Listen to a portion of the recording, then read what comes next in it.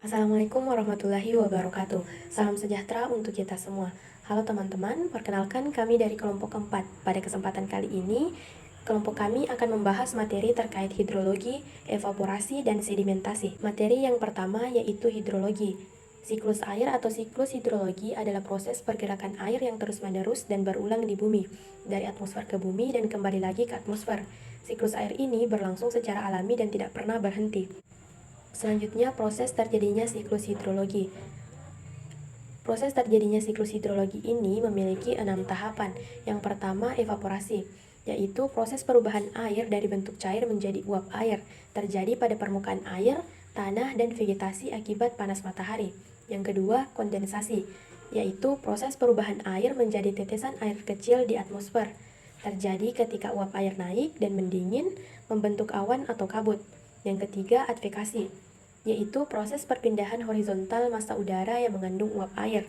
Angin membawa air dan awan dari satu tempat ke tempat lain.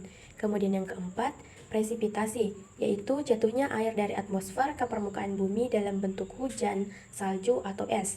Terjadi ketika tetesan air di awan menjadi terlalu berat. Yang kelima, runoff atau limpasan permukaan. Aliran air di permukaan tanah akibat air hujan yang tidak teresap tanah, yang dimana air mengalir menuju sungai, danau, atau laut. Kemudian yang terakhir yaitu infiltrasi, yaitu proses masuknya air ke dalam tanah, yang dimana proses ini terjadi dengan kecepatan infiltrasi tergantung pada jenis tanah, kelembaban, dan tutupan lahan. Selanjutnya, saya akan membahas jenis-jenis siklus hidrologi. Yang pertama ialah siklus pendek. Siklus hidrologi pendek. Siklus hidrologi pendek dimulai dengan evaporasi air laut, di mana uap naik ke atmosfer dan membentuk awan melalui kondensasi. Ketika awan penuh, hujan turun dan air kembali ke laut. Yang kedua, siklus hidrologi sedang. Siklus hidrologi sedang dimulai dengan penguapan air laut, lalu uap terbawa angin ke daratan dan membentuk awan. Hujan turun di daratan, air meresap ke tanah dan mengalir melalui sungai atau aliran permukaan hingga kembali ke laut. Yang ketiga atau yang terakhir, siklus hidrologi panjang. Siklus hidrologi panjang dimulai dengan evaporasi air laut dan kondensasi membentuk awan. Awan bergerak ke daratan bergabung dengan uap dari danau, sungai, dan tumbuhan. Di ketinggian, uap berubah menjadi salju. Salju membentuk gletser yang bergerak ke bawah lalu mencair dan mengalir kembali ke laut. Selanjutnya, evaporasi. Evaporasi adalah bentuk perubahan wujud air dari bentuk cair menjadi gas atau uap air akibat adanya energi panas, umumnya dari sinar matahari.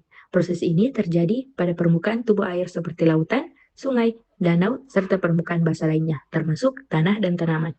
Adapun faktor-faktor yang mempengaruhi evaporasi, yang pertama, suhu.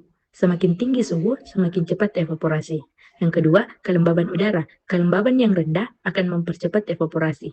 Yang ketiga, angin. Angin yang kuat akan mempercepat evaporasi.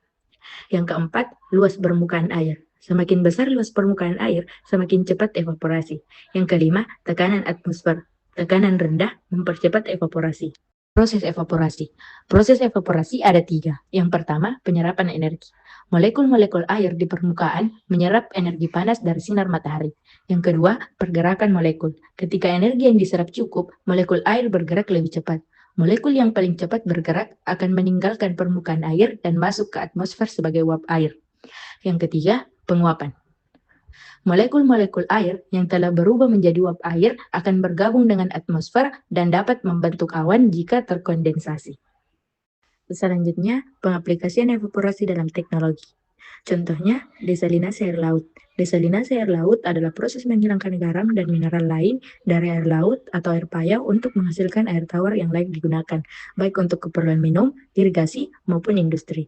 Ini adalah solusi penting untuk mengatasi kekurangan air di daerah yang kekurangan sumber daya air tawar.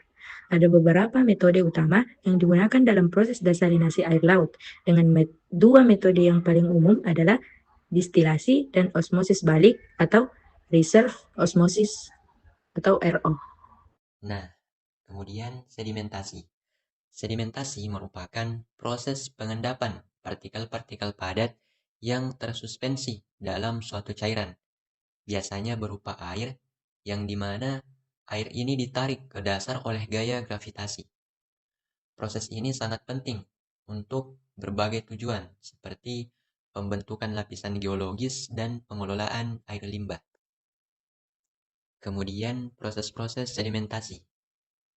Nah, ada beberapa tahap yang terjadi pada proses sedimentasi. Yang pertama, suspensi. Suspensi ini merupakan proses yang dimana partikel padat, misalnya pasir, lumpur, tanah liat, atau bahan organik lainnya yang terdispersi atau terlarut dalam air atau cairan lain. Selanjutnya, proses pengendapan. Pada proses pengendapan, gravitasi menarik partikel-partikel ke bawah. Partikel yang lebih berat atau lebih besar cenderung mengendap lebih cepat, sedangkan partikel yang lebih ringan mengendap lebih lambat. Dan yang terakhir, proses pembentukan lapisan. Proses pembentukan lapisan terjadi apabila partikel ini telah mengendap.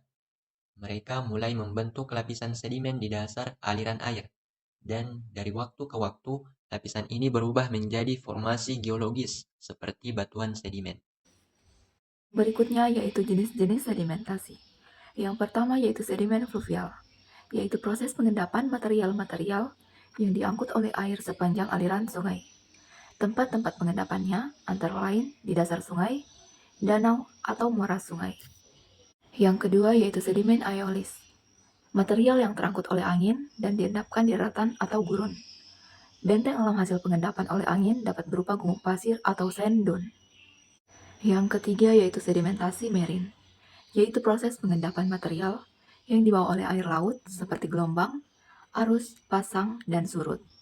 Material yang terendapkan tersebut dapat berupa batu, partikel tanah, material vulkanik, dan material dari luar angkasa. Selanjutnya yaitu faktor-faktor yang mempengaruhi sedimentasi. Nah, yang pertama yaitu ukuran partikel, di mana partikel besar mengendap lebih cepat. Yang kedua yaitu kepadatan partikel, di mana partikel yang padat mengendap lebih cepat dari partikel ringan.